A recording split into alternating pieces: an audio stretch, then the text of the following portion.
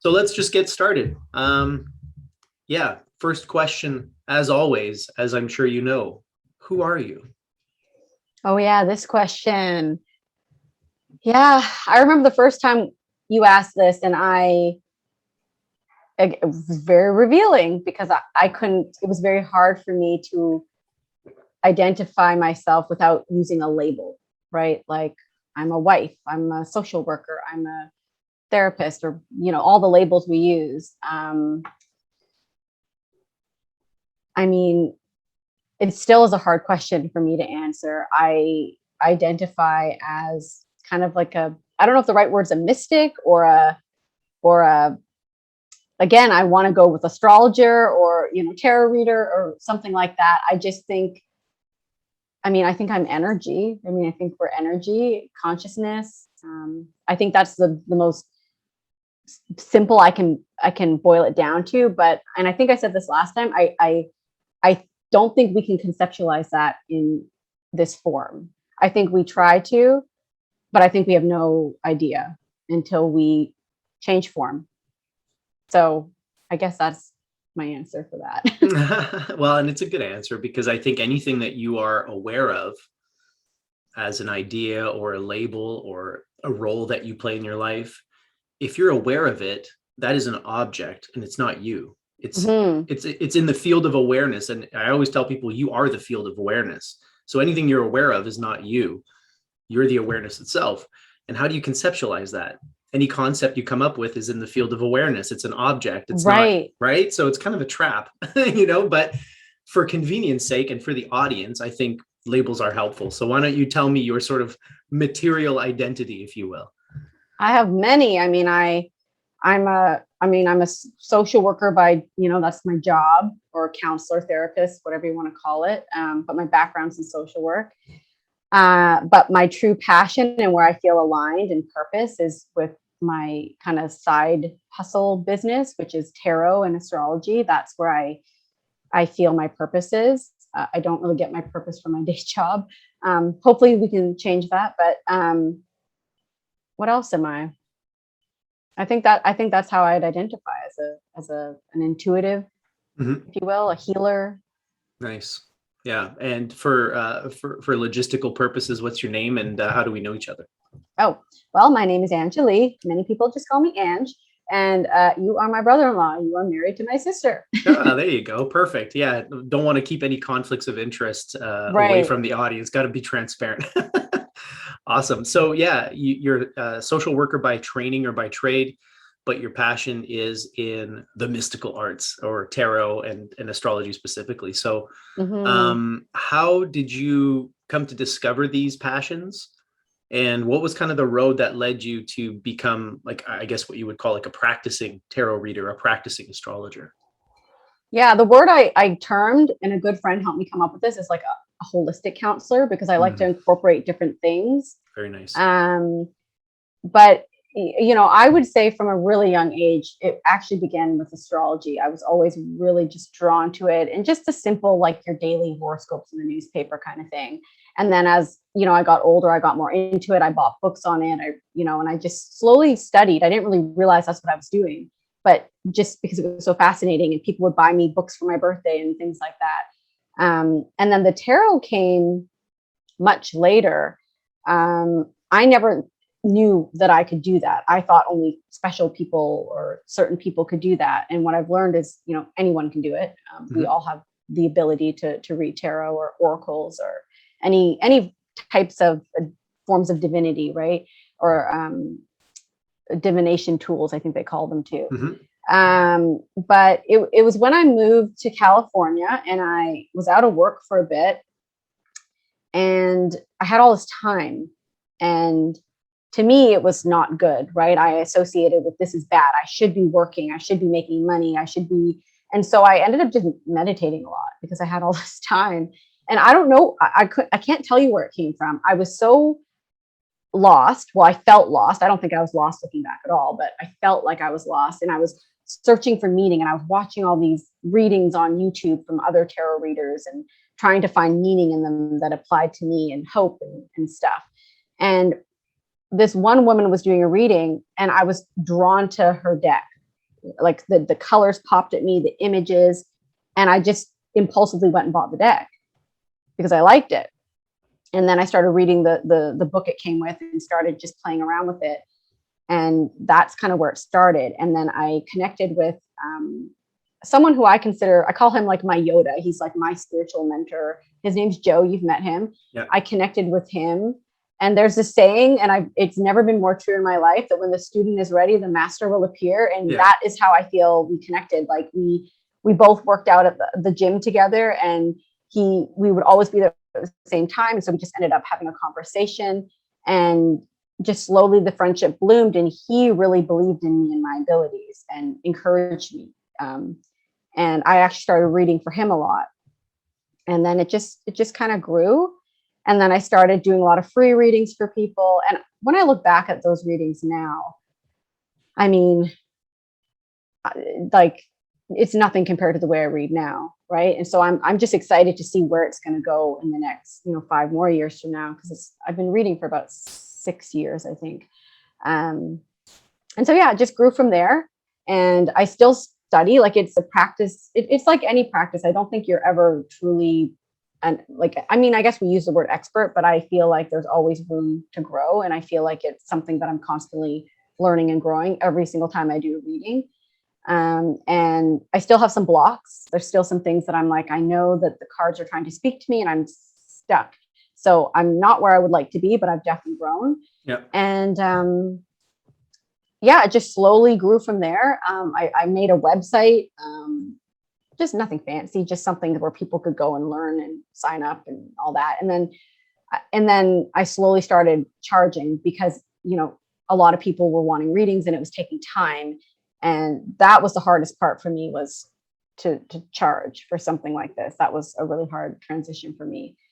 But now I'm doing that, and the astrology grew with it.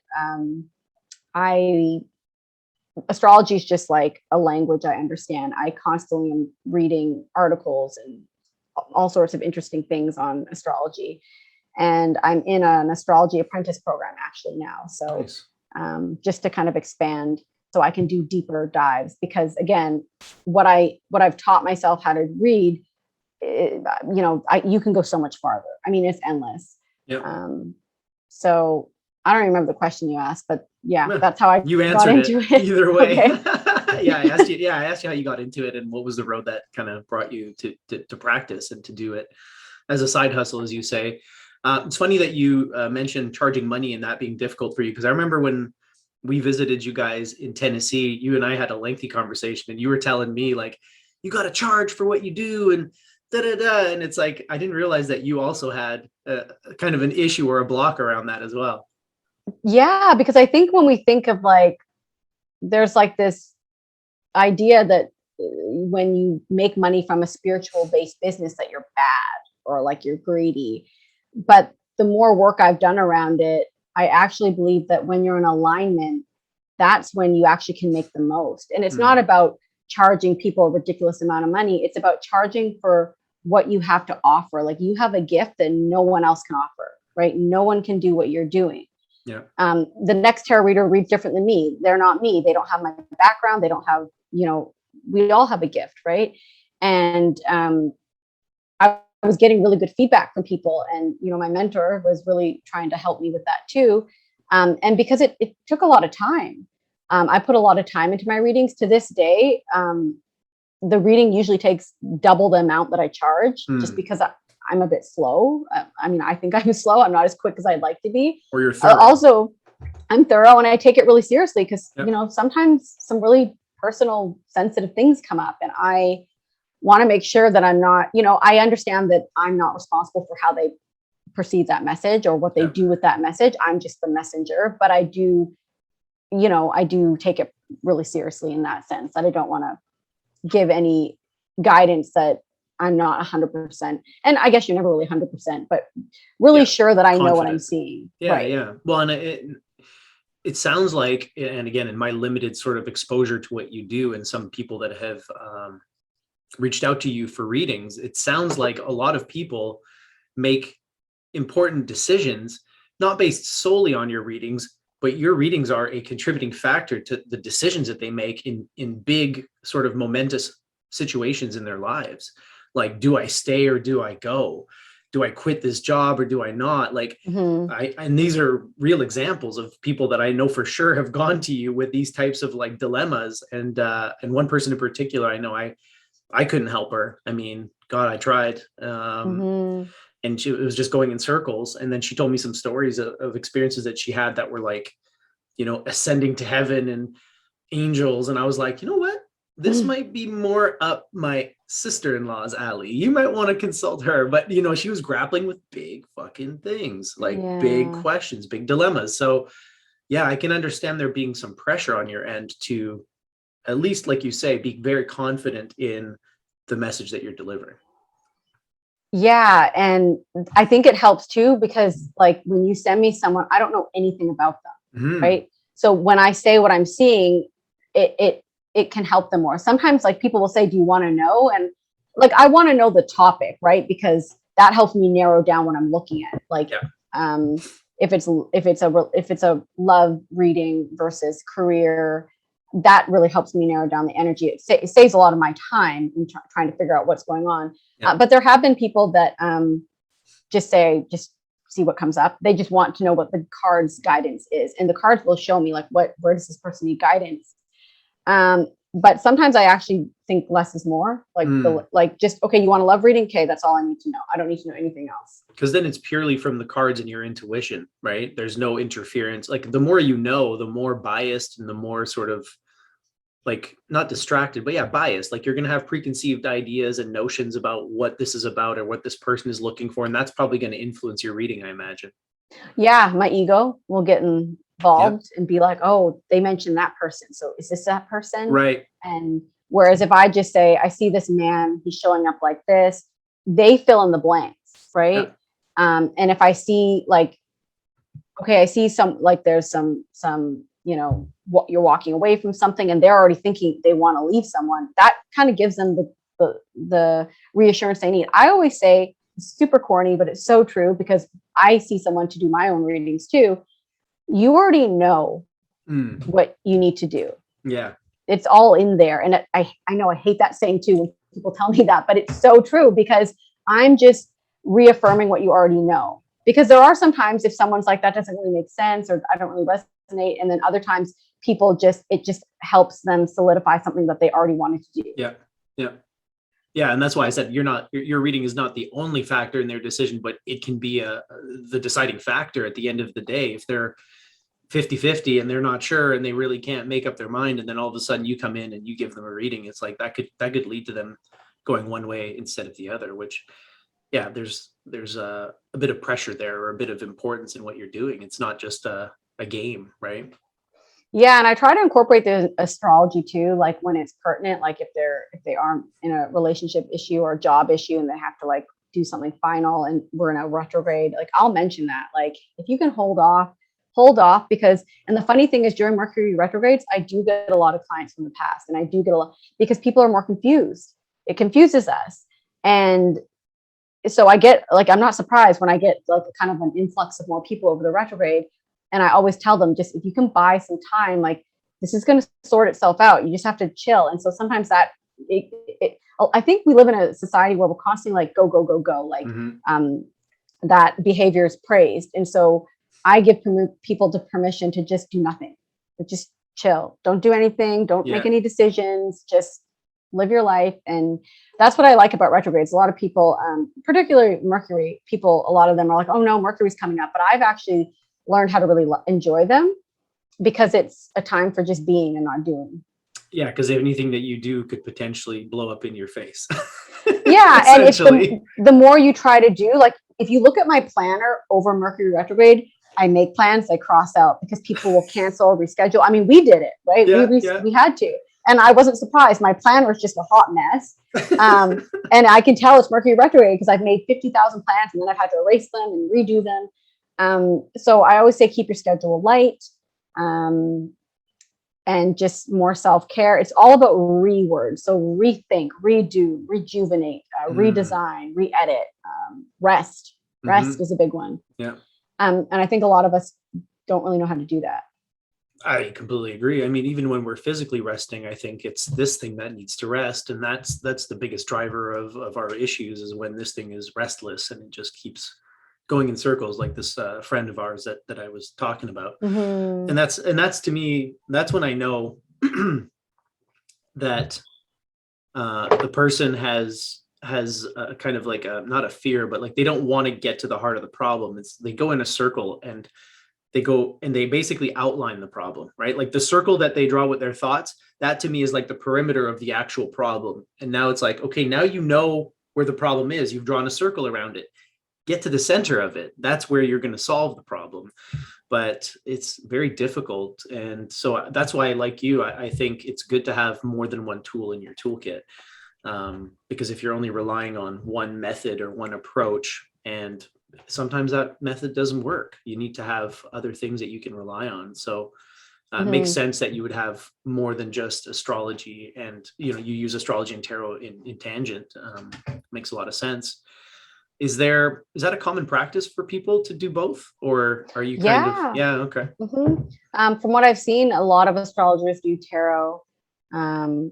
Usually astrology is kind of like their big thing, and tarot is like the kind of addition. Okay. A lot of astrologers, I mean, not a lot, but a few that I'm familiar with have backgrounds in like psychology. I mean, they didn't start like that.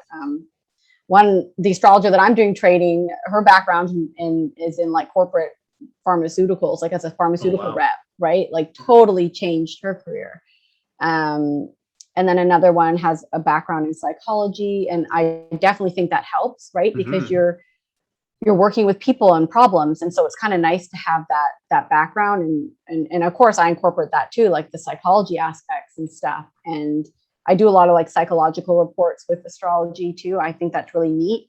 I think it can be really empowering for people to understand why they are the way they are and how can they like use that to enhance their life versus it being like a barrier or something. Right. Yeah. So a psychological report, what does that look like? Or how do you come up with something like that from an astrological perspective? So I will look at the natal chart. I've done Kiana's, and I'm going to go through all the kids because I'm trying to get more practice in it. But basically I will just, again, you can look at a chart. We could talk about your chart for the rest of our lives. Like it's that endless, right? So I had to kind of pick how do I want to do this and make it kind of not too long, because again, it could be a really long. So I try to squeeze them in within 45 minutes. And I basically go through like your rising sign and your sun sign, which are really prominent. Like your rising sign is basically the what's the word I'm looking for? It's like the strongest aspect in the chart. Okay. And then the sun is the next. And then we have the moon, which is your emotions. And then we have these inner planets. They all make up your personality. So your Venus, your Mars, Venus, Mars, and I'm missing one. Mercury. Thank you. Mm-hmm. Yeah. The one that goes in retrograde every 2 days, it seems like. It's 3 times a year. So half the year we're in a retrograde. Oh God, that's why. It seems like time. But it's good to know these. It's good to know these things. Like go on vacation. Don't like, if you can avoid like launching something or signing something, like, or just, it's helpful to know going into it, right? Yeah. Like know that if you sign this, it might come back on you. Or if you're doing something short term, it's okay. Yeah. But if you're signing a contract for like a whole new brand new job, maybe not good. If it's like your current job and an old thing coming back, it's okay, because it's anything fresh during the retrograde. So like if you bought the tickets to your trip 3 months ago and now you're going on your trip and it's the retrograde, you're fine. Right. But if you buy your tickets during the retrograde, you probably you're gonna have some issues. You might have some issues. Yeah. And even if you bought the tickets before the retrograde, you could still have some holdups. Like if you're driving, like go early, be prepared for delays. If you're you're flying, like your flight, you have to because Mercury rules any type of mobilization. So electronics, all electronics, but then also like if you mobilize on a bike, like it's going to rule your bike and the path you take on your bike. Interesting. Things like that. So sorry, back to the psychology chart. Yeah. Because like this is something we talked about last time, and I think I want to revisit because I didn't know about this, and maybe there's others out there who are equally ignorant. But most people think astrology, they think, oh, it's what's my, like I'm a Taurus. What is that? Is that my rising sign? No, so So the rising sign is a sign that was rising when you were born. You only will know this if you have the time of your birth. So if you don't have the time, we don't know you're rising, but we can still do the psychological report by a technique, which is going to sound foreign, but where you basically put the sun sign on the ascendant line. And when we do that, it's, I know that sounds like craziness, but basically what it does, the best way to describe it, the way my teacher described it to me is, if you look out your front window, there's one view, right? You're seeing this one view. But if you go out and look out your back window, it's a different view, but it's still your house, right? It's all true. It's just different aspects. And so it shows a different view. Right.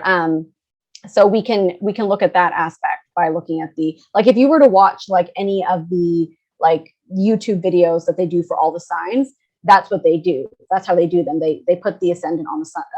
So you would look at Taurus, right? Okay. But I know your rising sign. If your birth time is pretty accurate, your rising sign is Gemini. Yeah, it is accurate. Yeah. The 6 in the morning, somewhere around there. Yeah. No, that's interesting. And do you need to know also where the person was born? Is that the other thing? Yeah. I need to know and again, the exact time is kind of, nothing nothing is exact. Like, everyone knows in the delivery room, like, the last thing people are focused on, unless you're an astrologer, is the clock, right? Astrologers are like, what time is it? Like, they're watching the clock. I joke around and say, if I ever had a child, like, that's what I would be doing. I'd be like, eyes on the clock. Like, what time is it? I need to know what time this baby comes out of me. Like, to the second. Right. Whereas, so, give or take a few, minutes off. Yeah. But yeah, I need to know the country, the state, like the more information, the better. Yeah. Mm-hmm. Yeah. And so that's the rising sign. Then you said there's your sun sign. And how is that one determined? So the sun sign is where the sun was when you were born. So the rising sign is like your personality, right? Okay. When people meet you, even though you're a Taurus, you may come off more Gemini, because the rising sign is not only like our personality, but it's also our persona. So it's how, so you might meet someone and they may seem, the mask. There. Yes. How you present yourself, not necessarily how you are, but how you present yourself. And depending on the rest of the chart, that could be aligned, right? You may have like a fire person, like a fire rising sign, and then a lot of fire in the chart, or you may not, like, you may have a really like introverted like rising sign, like a Scorpio or something, and then you have all this fire. So upon meeting, you seem mysterious and quiet, but if you get to know this person, they are not like that. Right. Oh, wow. Interesting. Okay. Mm-hmm. So we had mentioned doing this, or we had discussed doing this potentially. Do you want to go through mine just for fun? Because I know you've done it a long time ago, but just for shits and giggles, I'd love to hear what it has to say. I have it. I'm going to verify some things just to make sure it's accurate. I'm going to pull it over here too. I might have to ask Candace questions about like where I was born, what time. To ask my wife. Yeah, no, she knows. Okay, she knows all the deets. Yeah. So I'm just pulling it up. So I have May 13th, 1983, Montreal, and 6:23 a.m. Yeah, that's right. Okay. So let's see. So your rising sign is in Gemini. So this, it's crazy.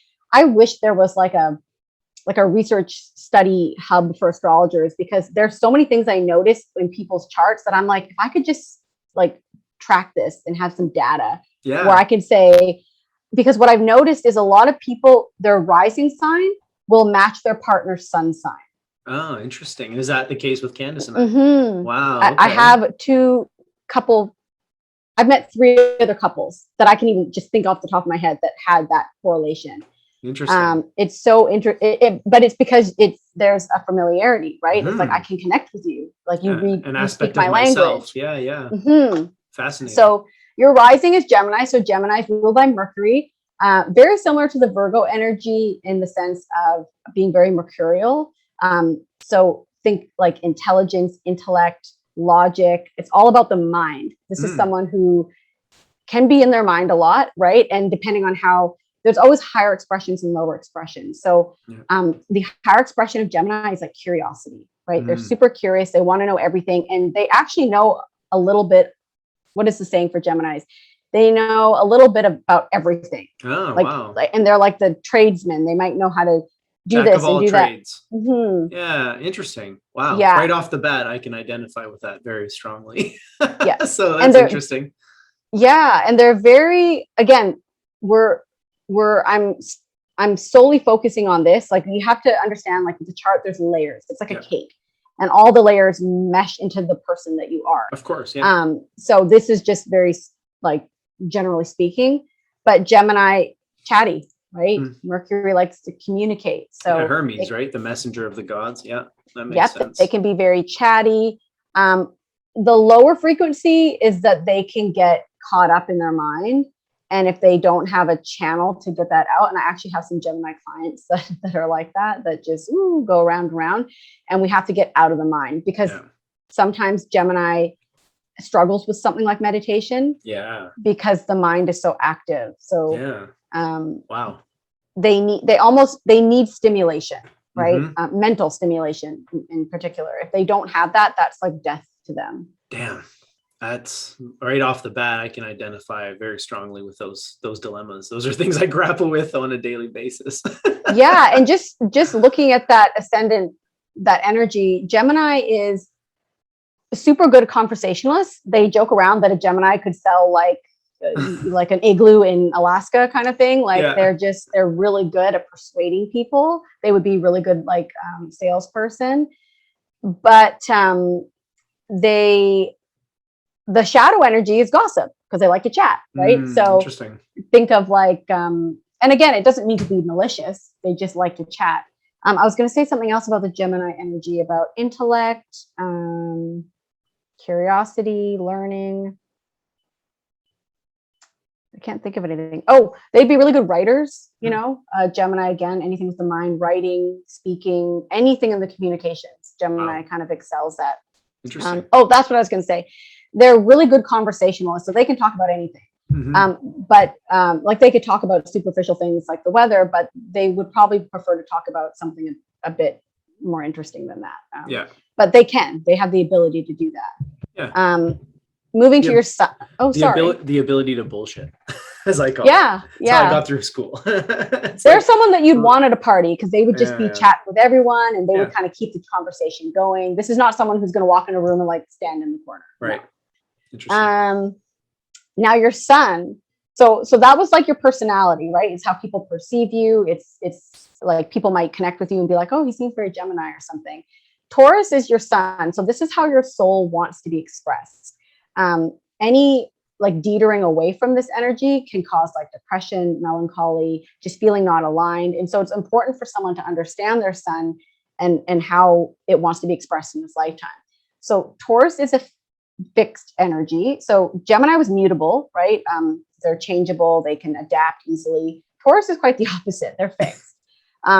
Taurus, the key word for Taurus, like every sign has its like flaw or its word, and the word is stubborn for Taurus. They are known to be the most stubborn energy, and they're fixed, meaning they don't like change. They don't change easily. They're very practical. It's an earth sign, so down to earth, practical. Taurus is all about the material security. So they want food, shelter, money in the bank. That matters to Taurus. So that's how your soul wants to be expressed. It needs that stability. I'm trying to think of anything else with the sun. Taurus is, because it rules the second house of money, Taurus people, again, generally speaking, can be really good with their money. Again, because they understand that they need money to live in this 3D reality, right? So they're very practical. Taurus energy is not one to just throw money out. Now, the lower expression is being too into that, right? And having too many things and like consumerism, basically, wanting all these nice things. That's the shadow energy. And it's funny with earth signs, I see two things. I see like super earthy, like hippie energy, or I see like, I want the Versace purse. I want the Louis Vuitton. It's like, I've seen both in earth signs. There's no middle ground. I would say out of all the earth signs, Capricorn's probably the most materialistic. And again, that doesn't have to be a bad thing. Some people have come here, that's their soul path, is to indulge in the material, right? Specifically. So it doesn't have to be bad.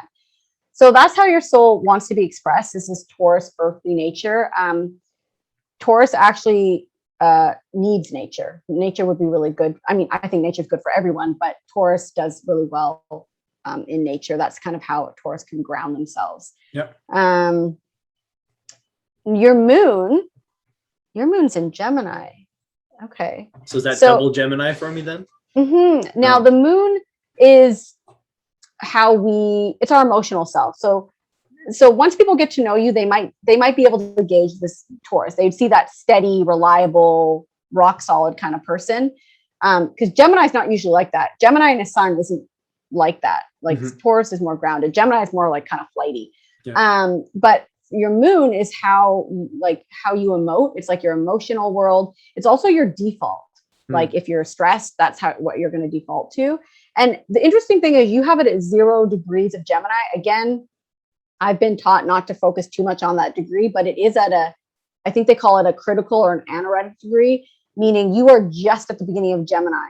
So we would want to look to the sign before Gemini, which is Taurus. The end of, okay, wow. So you might actually share both moon in Taurus and moon in Gemini. So moon in Taurus is it's one of again, there's no bad placement or good placement, but there are some that are better. And the moon moon in Taurus is one of the best placements for the moon because it's so grounded. This is someone who is emotionally rock solid. Nothing stable. Really, right. Nothing can move them.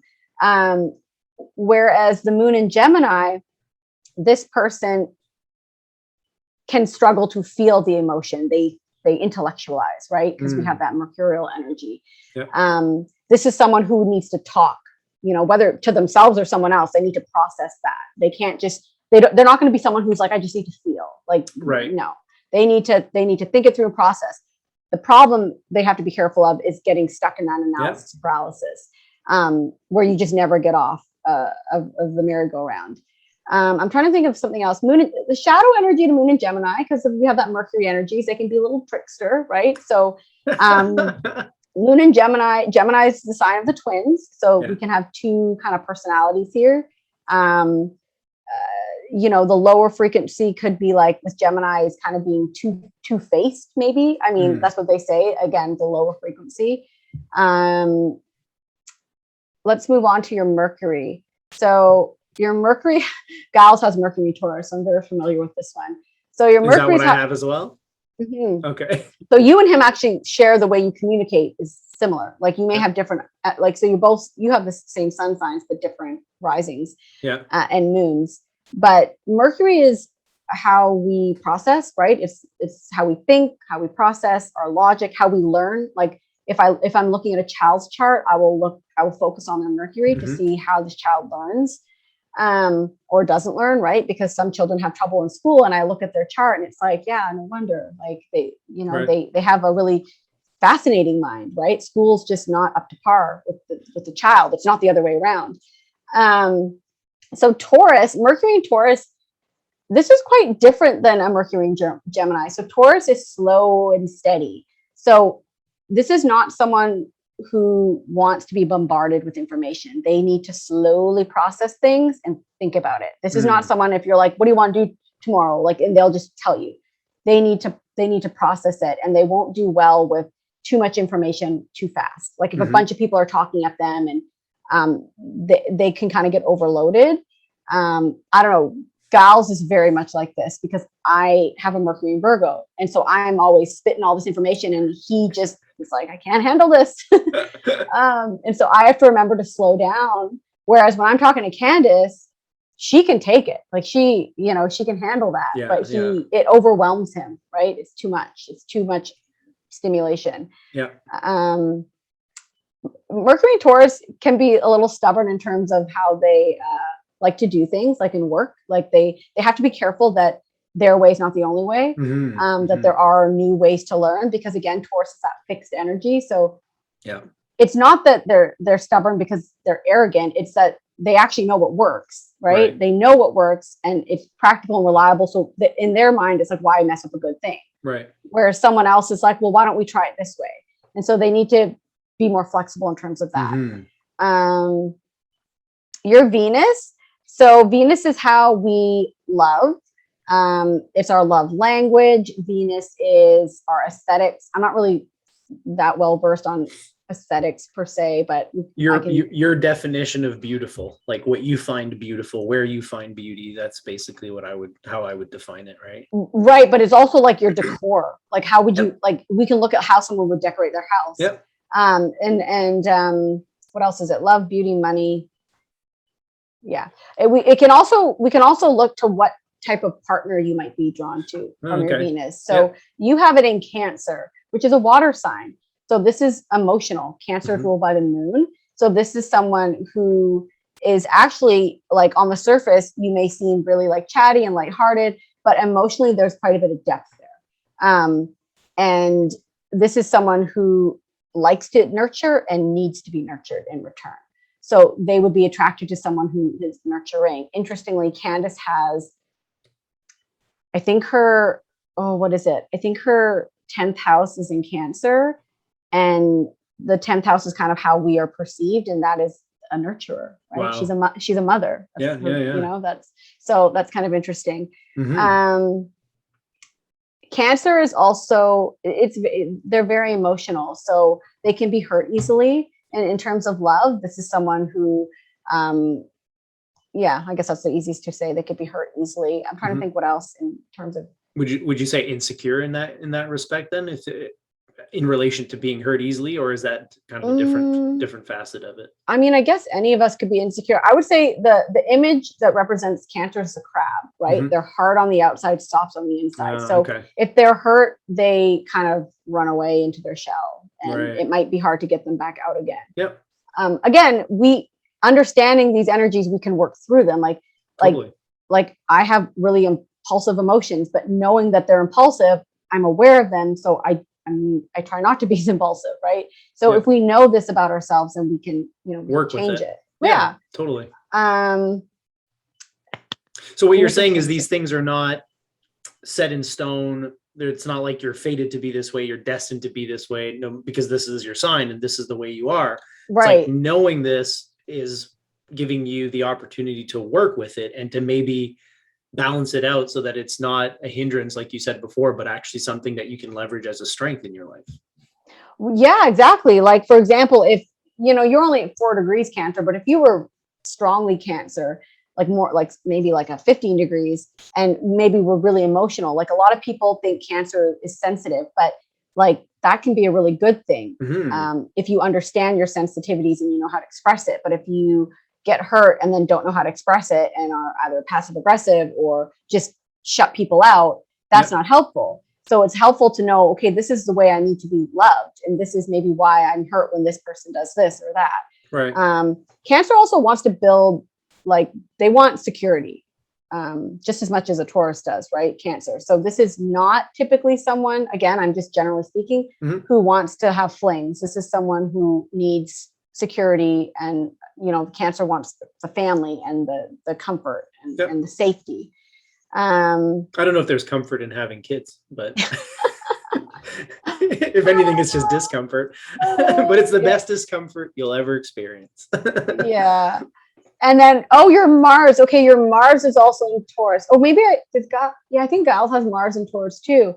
So this is one I'm well versed in too, because Mars is our ambition, our drive, our temperament. You can see how someone's temper might be. I mean, we can also look to the moon, but and Mercury to how they might express that. But your Mars is in Taurus. So again, Taurus is ruled by the bull, but sometimes I think it should be the turtle, because Tauruses are they're slower, right? Especially compared to like a Virgo, someone who's a lot of fire, which I am. I'm a Virgo, but I have a lot of fire in my chart. And so me and Giles, I'm often like, hurry up. And he's just like, puttering along. Right. Yeah. And he won't budge. That's the thing. You cannot push this person, right? This is not someone who's going to jump out of bed in the morning and be like, let's go for a morning run. I've seen them. They're going to want to take their time. And if you rush them, they will dig their feet in further. Oh, yeah. You have a lot of, this is someone who, with all that Tauruses are pretty patient.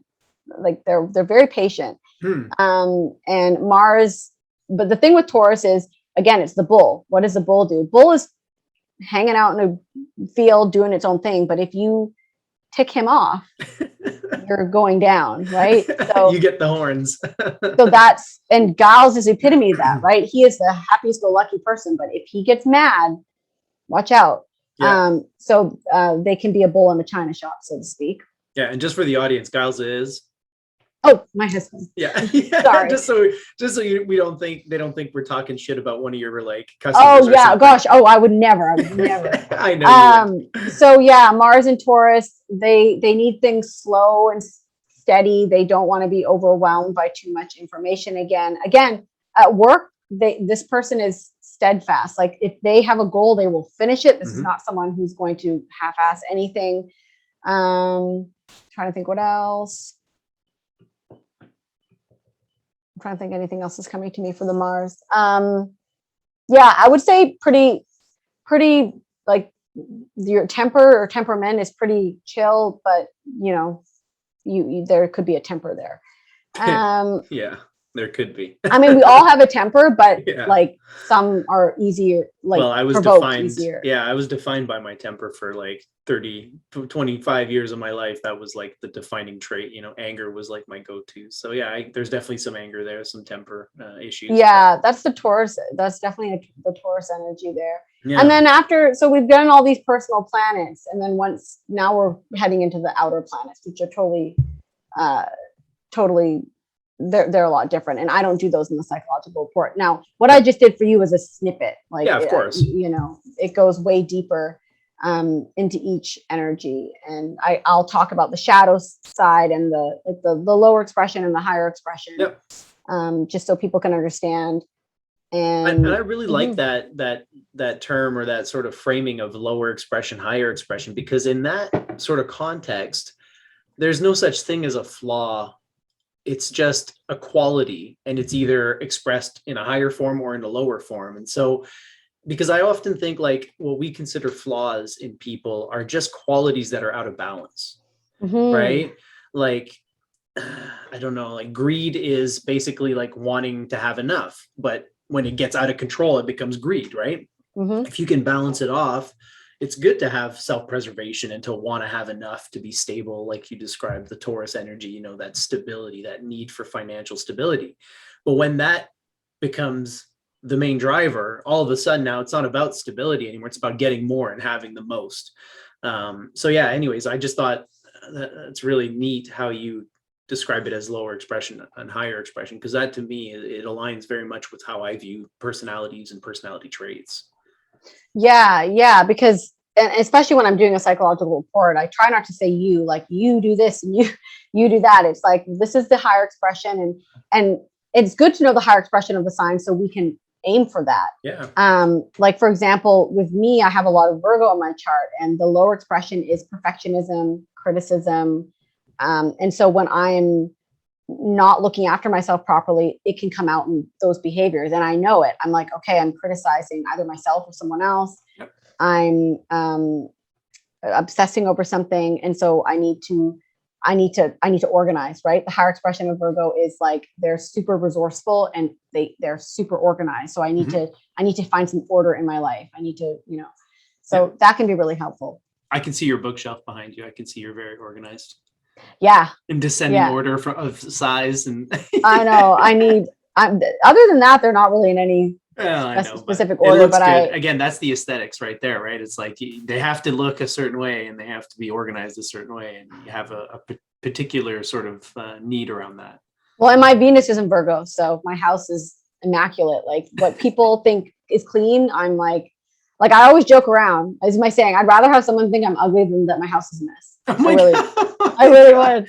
I don't think people are going to think either of those things, but yes, I but I do. Like if someone was like, "Oh, your house is a bit messy," like to give you an example, my mom visited me in California years ago, and we had a small little apartment and no air conditioning, and I did my best to clean the litter box every day, but I guess my mom's very sensitive to scent, but so maybe I'd gotten used to it, and like my biggest fear is being one of those people who can't smell their stinky animals. But anyways, that's another rant. But and she was like, "Oh dear, like you have to change that." And I was more, even though it was my mom, I was just like, mortified, like, oh my God, like, am I one of those people? Like, how many other people have come in and smelt this? And I was just like, yeah, that's so Venus and Virgo. That's hilarious. So in all of your work and in all of sort of your studies in this realm, have you found that you have gained a better understanding of your own self? And second,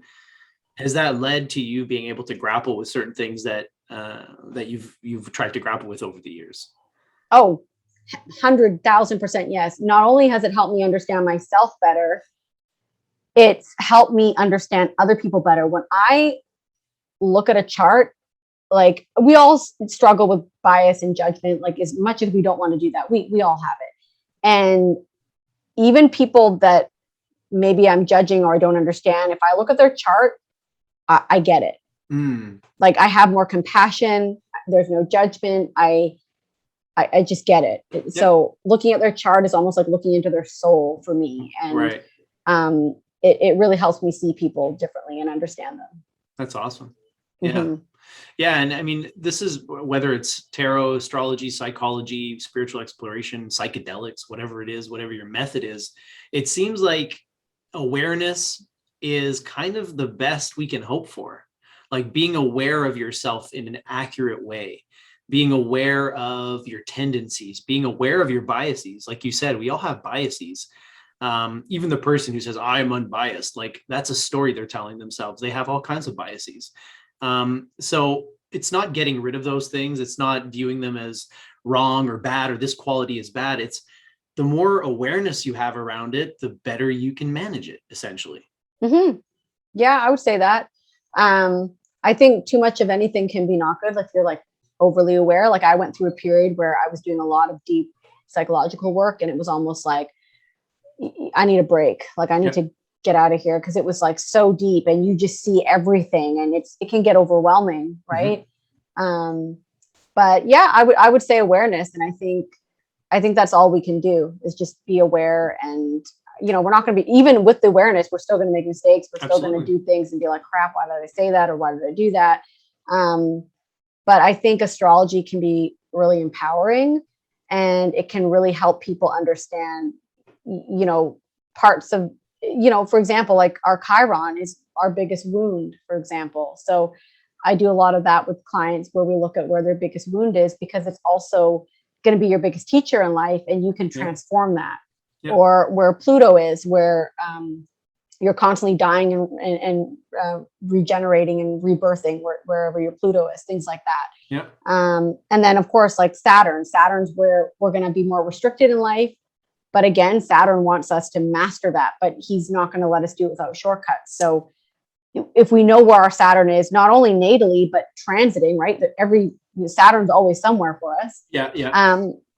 It can help us. And like, for example, me, I've had Saturn in my health sector, and I've been dealing with health stuff, and knowing that helps me, because I know how to work with Saturn's energy, what he wants me to do. And he's showing me where my foundations were really weak and what I need to change. I could ignore that and it would be really rough, or I could listen and make the changes. And then there's Jupiter. Jupiter is the opposite of Saturn. Jupiter is where life is going to be a bit easier for us, where we're just more expansive.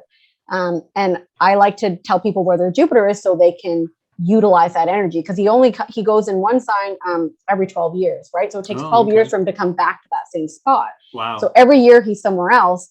And I tell people to make sure you utilize that. For example, for Taurus, for Gemini, where are you? I'm looking at my sheet here. Where is Jupiter? 1, 2, 3. So for your Gemini ascendant, Jupiter is in your 5th house of love, romance, children, creativity, hobbies, our gifts. It's like the entrepreneurial house. So that's really good to focus on this year. Jupiter's been retrograde, but he's about to go direct on the 18th. And yeah, I know. Jupiter retrograde's not as bad though. Okay, it's not good. like Mercury. Thank God. It's not like Mercury, but we just can't feel his like his energy. Like he wants to just, like, he's abundant, right? And we can't feel that abundance when he's retrograde. It's more internal. So now that he's going forward, you could do really well in working on a creative hobby or business or a gift, right? That maybe you've been working on for the last year and now you can like put it out there more, something like that. Yeah. If your relationship with your children has been challenged, you may now see that lifting a bit, where you just more connected with them. It's usually love and romance for like single people. So for this house, I would say more like creativity, entrepreneurial things. But then from your Taurus angle, Jupiter is in your 10th house of career, status, reputation, and he's been retrograde. But so, and I'm telling Giles this too, because you only have until the end of the year and then he's leaving. And Saturn's still there. Saturn's also in your 10th house. So you have Saturn and Jupiter. They're totally opposite, right? And so some people are like, does that cancel them out? Because we have, you know, Jupiter, who's a benefic, right? Yeah. And then Saturn's a malefic.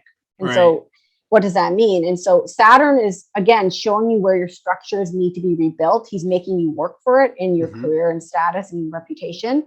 And it doesn't have to be your job. Like, so for some people who don't work, that's however you're known to society, like who are you to society? Like whether you're a mother or father or something like that, if you didn't work.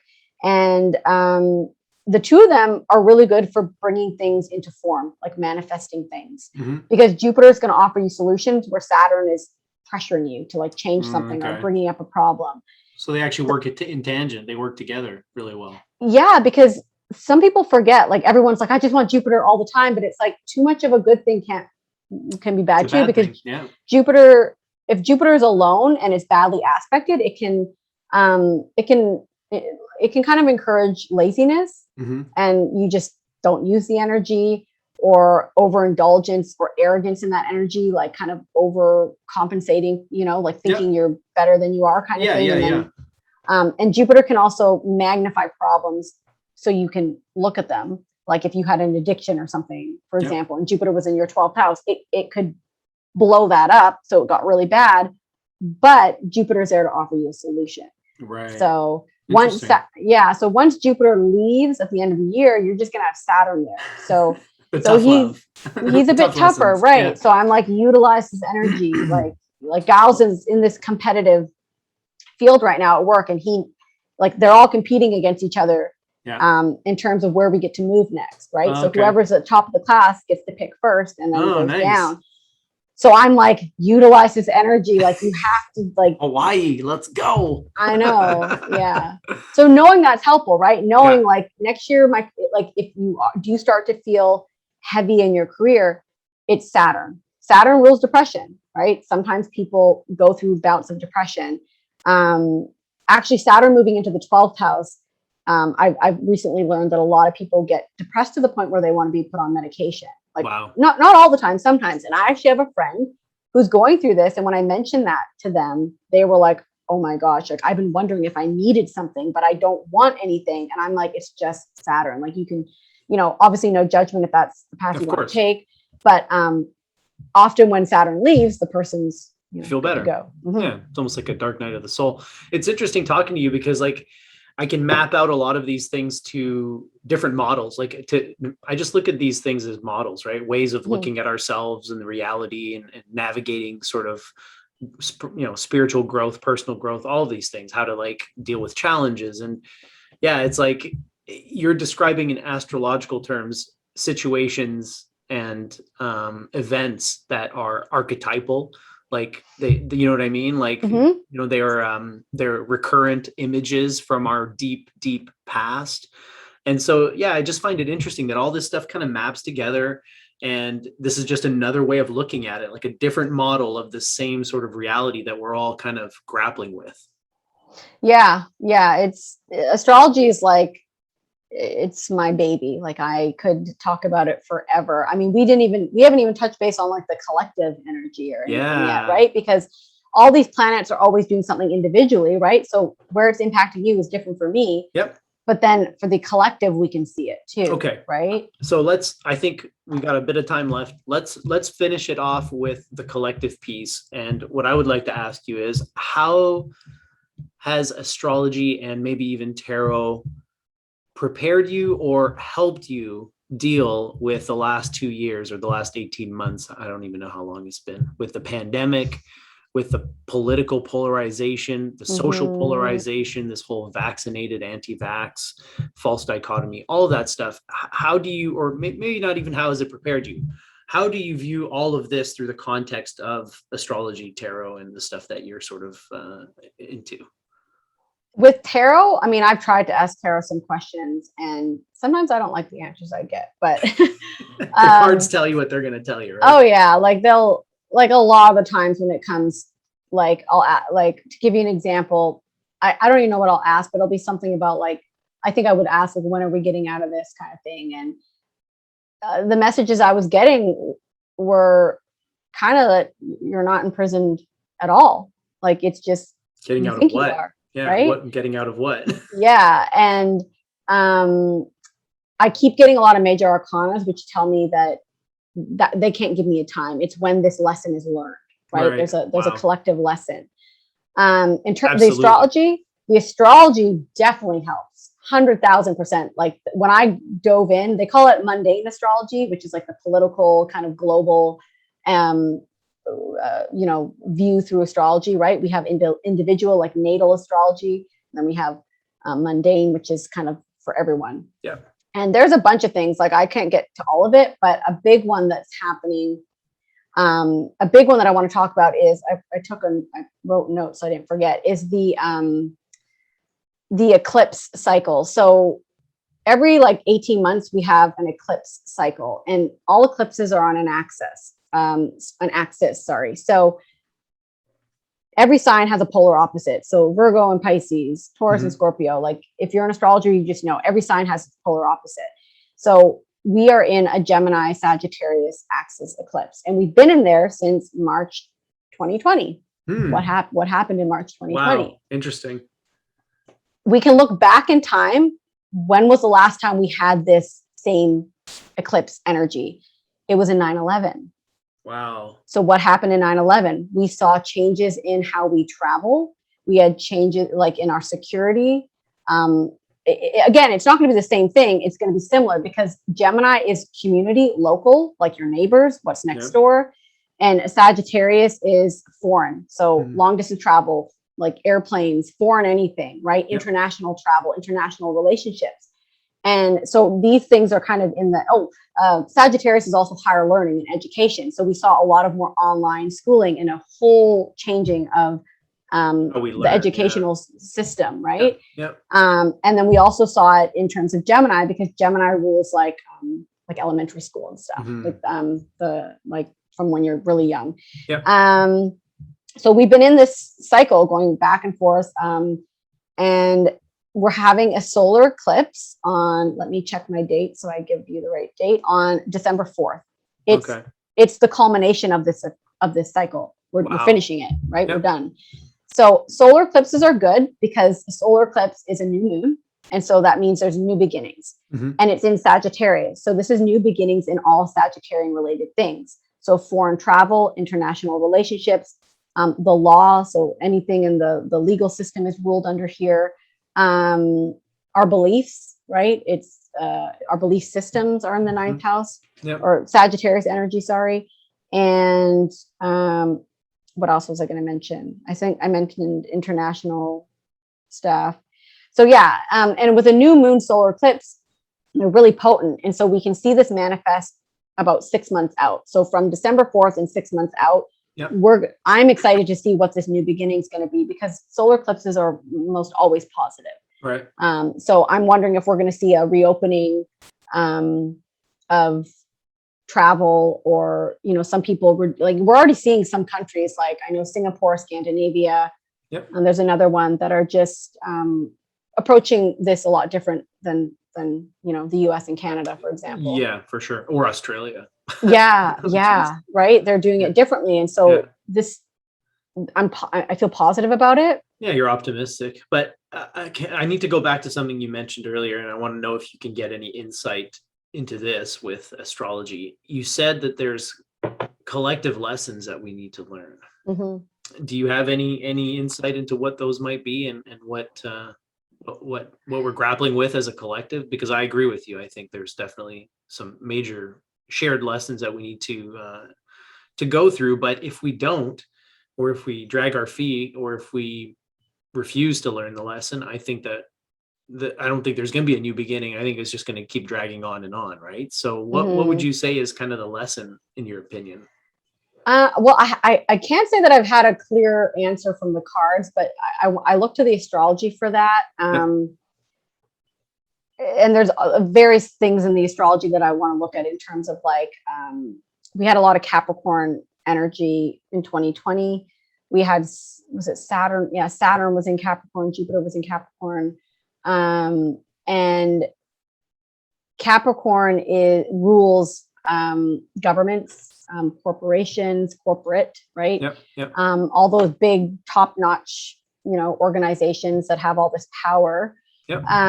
And what the astrology is showing, and what we've seen, is that it's showing the weaknesses in these corporations, right? In the healthcare system, in the governments, the government, the healthcare system, the police force system. We saw that, right? It's not stable. It's not working anymore. Yeah. And we saw it in in 9/11, right? With our security, like our security was, I shouldn't say but the security was crap, right? Yep. And that's what this showed. It was just showing us, okay, you guys need to fix this. And what did we do? We fixed it, right? Yep. And so this is showing us more weaknesses. But there's so many more layers to consider here. And the United States is going through their Pluto return. I don't know the exact dates, and because Pluto is such an outer planet that you can feel it like sometimes years before it actually hits. Right. And Pluto basically rules, the underworld, right? Yep. Pluto is, some of us don't even ever experience Pluto return because they don't happen very often. Yeah. And basically Pluto return is when Pluto returns to the exact same spot when that person was born, or when the country was born. Country was, right? Yeah. So countries have their own natal charts too. Yeah. So I forget the exact, obviously it'll be July 4th, but I don't know the exact year. I think I have to check my dates on that. But basically I've read that from February 2019 till about like 2025, that's when it's going to be more intense. And it's in it's returning to where it was. And so Capricorn deals with the power of the business and like transformations. Sorry, not transformation.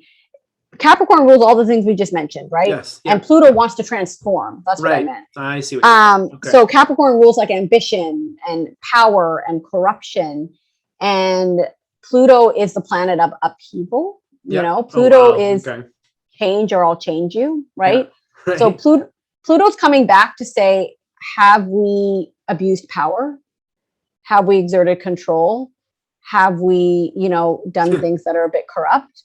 And if we have, they're going to be exposed. And we're already seeing it. I don't know if you follow sports, but we're seeing some pretty revealing things coming out in the sports, over here with some behavior that some of the NFL coaches have. I only know because Giles, but he's a football fanatic. Yeah, but some pretty shocking things coming out, and I'm like, that's Pluto, and I'm like, you get them, Pluto. So it's time for a reckoning. Essentially, it's time to, you've been getting away with this stuff for all this time, and now Pluto's coming, and it's going to be a reckoning. You're going to have to face the consequences. There's going to be consequences to all this corruption and all that kind of stuff. Yeah, and Pluto is powerful, right? So, I just lost you. Oh, there you are. So Pluto, why does it keep doing that? I'm moving my notes over here so I don't miss anything. So yeah, so Pluto is like control, greed, all that stuff. And he's just going to be revealing that. And I feel over the next few years, a lot of people in power are going to be exposed. I think our government structure, the government structure here in particular, I don't know about Canada, will be crumbling to be reinvented ultimately because it's not working. There's a lot of corruption. I think there's a lot of misuse and abuse of power. And Pluto's going to fix it. It's not going to be pretty. The good thing with Pluto, it's not going to be pretty. Yes, it's going to fix it. The good thing with Pluto is he's slow. It's not like Uranus who comes in and just shakes up things. Pluto is super slow. So these changes aren't going to hit us fast. They're going to be really slow. But yeah, hidden truths, secrets, shadow stuff. It's already happening, as you said. I mean, like there was a leak of papers, the Pandora papers that came out recently that showed like all of these people from around the world who are hiding money in offshore bank accounts, right? And it's like and that happened like a couple of weeks ago. Bunch of journalists got together and were working together, and they released thousands of pages of documents. So right there, it's revealing the people who are stealing millions of dollars from taxpayers around the world. And that's probably just the tip of the iceberg. I mean, obviously there's going to be more of this stuff coming out, but very interesting that we're kind of entering that period of reckoning. And yeah, I mean, these things can't be revealed in a day, because there's hundreds of years worth of shady things that need to be brought to light. But very interesting that we're in that period, because it's already happening, as you said. Yeah. So, I mean, what else did I write? I said that, so the US in particular is going to be forced to kind of look back to see whether their original intention for the country is still being upheld, or like, does it need to change? It was upheld for like 25 minutes after they founded the country. And I swear it was like, you guys, the US, like, experiment, the ideals and principles upon which that country was founded. Amazing. If only they could have actually stayed true to those principles, we would be in a different world, right? It would be a totally different world right now. But that'll be an interesting reckoning, because it's pretty clear to me that it didn't live up to its expectations and even its promises. Yeah. So like, I'm excited about the Pluto return. I mean, the good things are like, there'll be changes in laws and like exposure of corruption and changes in government systems. But, there could be more civil war, power struggles, conflicts with other countries, leaving agreements and partnerships with other countries, right? So that will be interesting to see what happens there. Total changes in terms of like big business, right? Like how they, another astrologer mentioned, it was really fascinating, that she thinks that the disclosure agreements or non-disclosure agreements are going to be revamped, because right now that's what a lot of people are abusing, right? They're being protected by these non-disclosure agreements. And she thinks that that's going to be shifting, because they were put in place for protection, but people are abusing them, right? Yeah. They're protecting criminals. They're not protecting innocent people with these non-disclosure agreements. Yeah, right. Interesting. Huh. So I think it'll be good. In terms of COVID, and something that I'm watching is Saturn in Aquarius. So Saturn move into Aquarius at the beginning of the year, and then it retrograded. Anyways, it was around March 2020 that I actually officially moved back into Aquarius, and that's when the shutdown happened, right? So Aquarius is the people, right? The collective, the community, and Saturn restricts and blocks. And he's so when is he getting out of there? Well, interestingly, he retrograded out the summer of 2020, and what happened? Things started opening up. And then he went back, and some other variant got loose, or something. I don't know, something. I don't watch it too much, because I just don't pay attention. But so he's staying in there. He's not leaving till March 2023. However, that doesn't mean that we're going to be totally locked down forever. I do think even this year compared to last year is better. I guess it depends where you're living too. Sure. But I feel by March 2023, I'm watching this, I'm hopeful that that's when we're really going to see, like, this is just dissipating. Can you imagine if instead of like 2 weeks to flatten the curve, like Bonnie Henry here in British Columbia, the lead medical person for the province, had been like, well, according to astrology, we're going to be dealing with this until 2023. Imagine people would have freaked the fuck out. Well, astrology is getting big, and I think it's even booming more. Gal sent me something the other day. It was like a Taco Bell ad, and they're using astrology to market. They were talking about getting your retrograde tacos, and I was like, my what? God, they hilarious. Know about this? So a lot of people are going mainstream. Giles, in his last job, he was talking to like the computer person that was like that helped fix all the computers, and she was an older woman. And he was like, have you heard of Mercury retrograde? Because all their computers like messed up. And she was like, don't get me started. Like, she knows about it. And she, you know, obviously follows it. And she was just like, I know about Mercury retrograde. And like, she was just going on a rant because she works at, you know, if you work in electronics, which I mean, most of us do now, but you really feel the Mercury retrograde. That's and hilarious. I watch things when people do things on retrogrades and just see what happens. Like, yeah, I know you've like you said, you've collected a lot of data over the years just by spying on people that you know, your loved ones, and, and doing readings for them without them knowing. And I mean, that's a great way to practice and train up, right? And you're not hurting anybody by doing it. But then after the fact, you can actually see the accuracy or the clarity of your readings in real life, because it's like, these people don't even know I'm reading for them. Right. Or watching what happened or what decision, like, for example, Mercury retrograde was in my second house of earned income, and a job that I'd recently been like, no, I don't want, you know, is back on the table again. And so I'm probably moving into that, and knowing that it's something from the past that I was already going to do, I feel safe moving forward. I mean, I'm still going to try to not sign any contracts, but I'm not too concerned because it was something from earlier. Yeah, pre-existing. Yeah. Wow, it's fascinating stuff. So do you do videos on this stuff, or are you just doing readings for people through your website? So right now I mainly just do readings, but I am trying to like kind of revamp my YouTube page, because I was doing tarot readings on there, but I don't like doing collective tarot readings. I like doing astrology. Personal. So I do have some videos that I know we had talked about you helping me kind of put them up there. They're just educational audio things about, you know, learning how to, like, I think the two I've recorded right now are Saturn. So knowing what Saturn is, I give a snippet of what it is in each house, and, you know, what that means for you and how to work with it. And then I've done one on, I'm just going to go through all the planets and just it'll be educational stuff for now. And then as I grow in my skills, I'm probably going to start doing like, you know, monthly forecasts or something like that. Well, and I mean, you could do something very similar with tarot as well. Like, as someone who is interested in tarot and who, you know, likes to mess around with the cards, and again, as another model for exploring yourself and all that kind of stuff, you know, like, you can easily make like a video about the Fool, about the, you know, the Wizard, the Hermit, and kind of the same way that you're doing it with planets, and educate people on those types of things. Because I mean, they, you know, those decks come with little booklets, but I imagine that's not the best or the most comprehensive way to learn what the cards mean, right?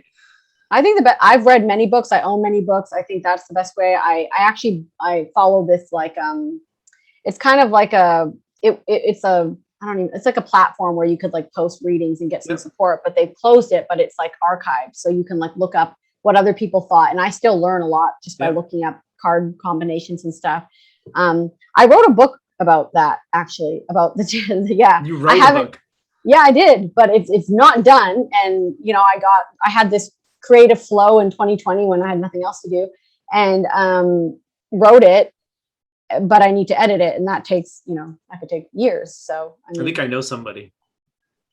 She's your mom. To edit it? No, she knows about it. She does know about it. I've just kind of been sitting on it because I'm not ready for that yet. But I did write it. It's more about it just goes through the major arcana, like the Fool, and, you know, like you said, all those ones. But then it gives examples of like how, because they show up as lessons in our life too sometimes. And so it just kind of shows up, and I'll use stories from other people or my own experience on what that lesson was for me or something. No, that's very cool. It's just for beginners, but I do plan to maybe put it out there one day, but, you know, I'd read it. We'll see. Yeah. Awesome. Okay. Well, I'll put your website down in the comment below, or in the description of this video. I'll put your YouTube channel in there as well, because it sounds like you will start putting content there. And hopefully we can have another chat. And like last time, you know, I'm glad that we spent most of the conversation focused on your craft and your passions, but next time I want to get personal with you. Okay. Let's do it. I want to dive into the mind of Anjoli, not just what she's into, but I want to learn your story. I want to know about you.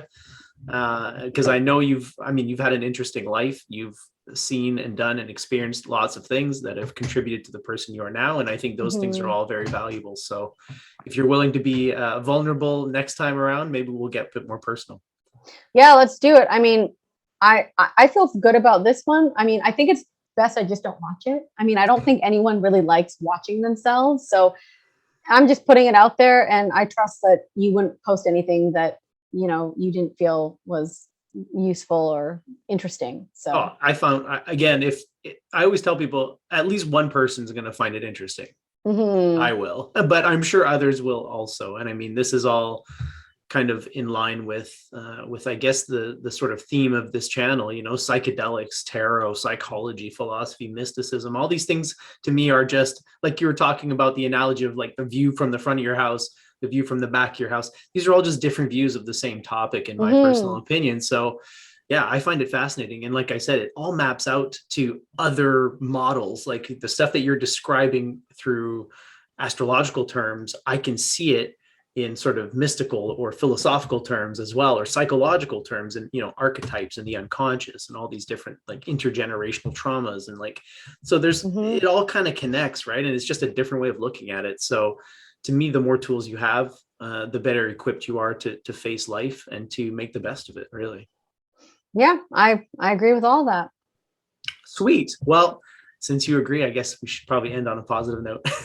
Okay. Well, thanks so much, Ollie. And yeah, I don't send it to me. Okay. I'm not going to watch it, but Well, awesome. I'll watch it for both of us, and I'll let you know. But I'm sure it's going to be great. Okay. Thanks so much. Bye. Thanks. Have a great rest of your day. Bye. You too.